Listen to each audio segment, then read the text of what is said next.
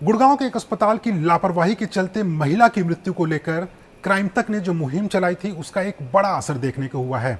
गृह मंत्रालय ने अब इस मामले की जांच को सीबीआई यानी कि देश की सबसे बड़ी जांच एजेंसी के हाथों में सौंप दी है और अब सीबीआई इस बारे में जांच करेगी कि रोजी संगमा की मृत्यु के पीछे क्या अस्पताल की लापरवाही थी, और उससे भी बड़ा सवाल कि अगले दिन उनके रिश्तेदार का जो मृत शरीर दिल्ली के एक अस्पताल में मिला था उसके पीछे अस्पताल या अस्पताल के किसी कर्मचारी का हाथ था या फिर नहीं था।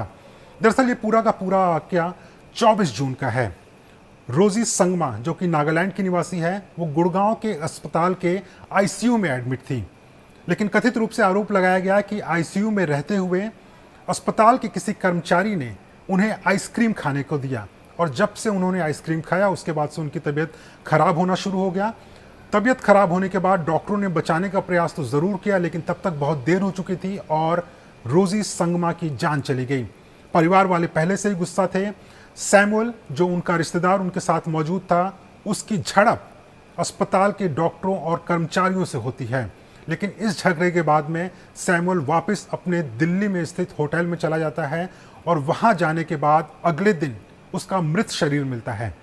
परिवार वालों ने आरोप लगाया है कि सैमुअल की मृत्यु के पीछे भी अस्पताल या अस्पताल के किसी कर्मचारी का हाथ है, और रोजी की जो मौत हुई है उसके पीछे पूरी तरह से अस्पताल की लापरवाही है, क्योंकि आईसीयू में भर्ती रहते हुए रोजी को आइसक्रीम नहीं देना चाहिए था और इस आइसक्रीम खाने की वजह से ही उसकी मृत्यु हुई है।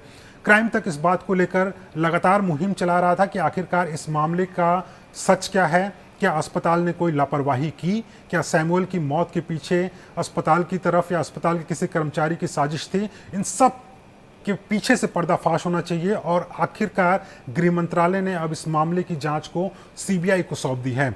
नागालैंड के कुछ बड़े नेताओं ने भी इसको लेकर गृह मंत्रालय को पत्र लिखा था, और गृह मंत्रालय ने इस बारे में विचार करते हुए इस मामले की जांच को अब सीबीआई को सौंप दिया है। सीबीआई सूत्रों की माने तो अब इस मामले में वो जल्द ही एक एफआईआर दर्ज करेंगे, और एफआईआर दर्ज करने के बाद वो इस मामले से जुड़े सभी डॉक्टरों, अस्पताल के कर्मचारियों, होटल के जो कर्मचारी हैं, उन सब का बयान दर्ज कर सबूत इकट्ठा करेंगे, और सबूत इकट्ठा करने के बाद ही वो इस निष्कर्ष पर पहुंच पाएंगे कि आखिरकार रोजी संगमा और सैमुअल संगमा की मौत के पीछे का सच क्या है।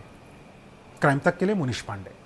हमारे देश में कई ऐसे जरूरतमंद लोग हैं जिनकी मदद की गुहार आपके कानों तक नहीं पहुंच पाती। न जाने ऐसे कितने बेबस और मजबूर लोग हैं जो पैसों की वजह से मजबूर हैं। आपकी थोड़ी सी मदद इनकी जिंदगी बदल सकती है, तो क्यों ना मदद के लिए हाथ बढ़ाएं। डोनेट करने या बाकी जानकारी के लिए नीचे दिए गए डिस्क्रिप्शन पर क्लिक करें।